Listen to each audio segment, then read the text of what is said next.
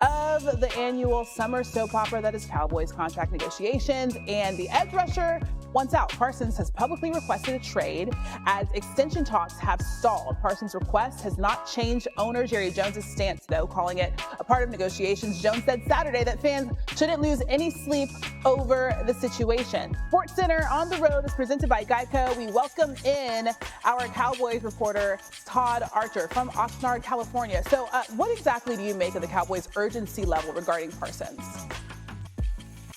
Yeah, it certainly doesn't seem very high from Jerry Jones' point of view. It's certainly not as high as everybody else wants it to be. Jerry is a guy that just a year ago said he was glad CeeDee Lamb wasn't here in training camp so he wouldn't get hurt. Now, Micah is here. He is attending meetings. He has been on the practice field. He's not done anything. But in Jerry's mind, this is all part of the negotiation, and he enjoys the drama, enjoys the story, enjoys us talking about it. And we're in a situation now where we'll see when the team and the agent eventually get together. But Jerry dropped a hint on Saturday as to the deal that he believes he and Micah agreed to in March when he mentioned guaranteeing somebody close to $200 million. Now, he didn't get into the exact details of the rest of the deal, but when he throws that figure out, Jerry says he reached. Believe me, I reached, he said. All right, we'll see what happens with that because obviously there's a lot of drama there. We know that the fans were cheering for him. So where do things go now for Parsons and the Cowboys? Well, it's really, you wait for them to start talking, as simple as that. But Micah has said he doesn't want to be here. Can that change? Myles Garrett said he didn't want to be a Brown, and 30 days later, he was still a Brown with a contract extension. You know, Jerry has a history of doing this. With players, making everybody wait, making us wait, and they eventually get things done. But I don't know. I thought the interesting part of Saturday's practice, Jerry has a perch in the middle of the field where he watches practice. Sitting on the grass underneath him was Micah. It was quite a juxtaposition of wanting Micah on the field and seeing where Micah was. And oh, by the way, the fans, they get let go at a few "we want Micah" chants. Yeah. I'm sure we'll see some again today. When the Cowboys return to the practice field. It's a very odd picture in my mind, just Jerry Jones and Micah Parsons, just the looming situation going on there. All right, we'll see what happens. Todd, thank you. Sam Macho now joins us here on SportsCenter. And Sam, we've obviously seen this song and dance with the Cowboys and star players. You've been on teams where there's been holdouts to some star players before. And so at what point does this whole situation with Micah Parsons become a distraction? It does not become a distraction for the players until Micah Parsons actually gets traded. We understand that the NFL is a business, and part of business negotiations is finding leverage. And the only leverage that Micah Parsons really has right now, outside of holding out, is demanding a trade. And so players are watching and saying, okay, we've seen this before, whether it's CeeDee Lamb or Dak Prescott, different players holding out or trying to negotiate. It's not a distraction. All that happens now is that younger players get a chance to get more reps, and the rest of the team waits until Micah Parsons gets signed. Now, if he in fact does get traded, then everything changes. Then the defense has to change. The coordinator has to think about how they adjust things. But as of now, this is business as usual. Okay, so business as usual, but you did the if he does get traded little asterisk there. So if Parsons is going to leave the Cowboys, where do you think would be the best landing spot for him? The Arizona Cardinals would be a perfect spot for Micah Parsons. The reason why is this. Jonathan Gannon runs a 3-4 defense. Their defense has been getting better year after year after year. Imagine adding Josh Sweat and Micah Parsons each on one side with Budda Baker on the back end. This would turn this defense into an elite level defense in an NFC West that has opportunities for teams to rise. Last year, the Cardinals got better.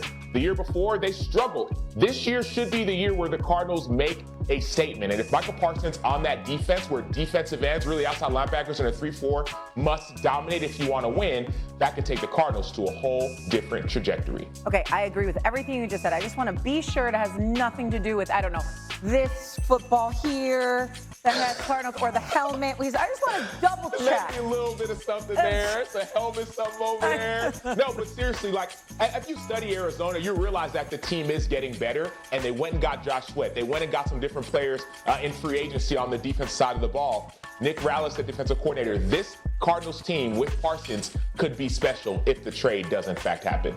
I agree with you. Also the red jacket. All right, Sam Macho, thank you. All right, we are exactly 1 month away from week 1, September 4th. Eagles are going to host the Cowboys, and the Eagles wrapped up practice actually this morning. Philly, by the way, refusing to call themselves the defending champs, rather that they have to prove it again. According to ESPN Analytics, the Eagles have the highest chance to win the Super Bowl at 10.9%. However, they are followed closely by the Chiefs, Bills, Ravens, all with a 9% chance or better. I don't know that that's super surprising. Excited to be joined by Sam Achu again. And look, the Eagles look to be dangerous, of course. I feel like when we talk about any football team this upcoming season, Eagles are at the top of our mind. Do you have any concern, though, that maybe there's this Super Bowl hangover for the Philadelphia Eagles? I don't have a concern on the defensive side of the ball. I think that Vic Fangio and that defense is going to be elite. I played for Vic for 4 of my 9 NFL years, and I remember we would watch film for 30 minutes of just tackling the night before the game, right? Look at Jordan Davis. He's lost 26 pounds for that defense. My one concern is Saquon Barkley's health. That's it. The Philadelphia Eagles, when it comes to their offense, they're elite when they can run the football. Not just last year, but ever since Nick Sirianni got to the team. Them running the football has opened up their entire offense and also allowed the defense to get rest as well. Saquon had a career year last year. If he's not healthy, and we've seen issues in the past with Saquon's health, it could be a problem for Philadelphia because teams can hone in on the pass game. They won't be as worried about the run. The change in offensive coordinator does make me nervous. The last time they had changes at the coordinator position, obviously they didn't live up to their full potential. However, if the Eagles were not able to defend that NFC crown, you have 3 teams in mind you think could maybe overtake them. The first one I would say would be the LA Rams. And the reason why is Matthew Stafford going on year 17 at quarterback. He has seen it all. We saw him take his team to the playoffs last year. We saw Matthew Stafford year after year not just get better, but stay consistent. Oh, by the way, the defense has some dogs as well. And so if anyone can match Vic Fangio and his schemes and the way he likes to disguise, it would be Matthew Stafford, Devontae Adams, the new addition, Puka Nacua. That's why I say the Rams. Number 2, give me the Tampa Bay Buccaneers, another team that has a top 5 offense. Well, let's go Commanders, right? Let's go Commanders, right? Let's go Commanders. Jaden Daniels, a team that played the Eagles last year in the playoffs, and they weren't able to make the plays when it mattered. You saw Philly force fumbles. You saw Philly make the plays when they needed to make them, and unfortunately, the Commanders weren't able to. I think that the Commanders are going to use that chip on their shoulder to try and prove a point. Not only is Jaden Daniels there, they have a new left tackle in town as well. And oh, by the way, Deebo Samuel is now a Commander. And last but not least, the last team I would say is the Tampa Bay Buccaneers. The reason why is their offense. Number 1, yes, Baker Mayfield is playing like a top quarterback in the NFL. They also had a top 5 offense last year. They added Emeka Egbuka in the draft. If you listen to anyone who's watching the Bucs or talking about the Bucs, there's a high level of excitement with him. Chris Godwin when healthy, Mike Evans. So you have an offensive powerhouse. And oh, by the way, Todd Bowles is still one of the brightest defensive minds in all of football. He knows how to slow down that Philadelphia offense. So those are my 3 teams in no specific order. You know what's crazy, Sam? I feel like we forget about the Buccaneers. They've just quietly won the NFC South 4 years in a row. There's so much consistency with that roster. Like, there's not a lot of battles going on position-wise. I actually like the call on the Bucs. They're just flying under the radar, ready to take on the Eagles. Sam Macho, thank you. We'll talk to you later on.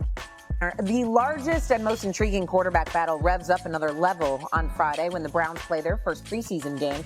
Browns currently have Joe Flacco, Kenny Pickett, Dylan Gabriel, and Shedeur Sanders all competing for playing time. Remember, there's also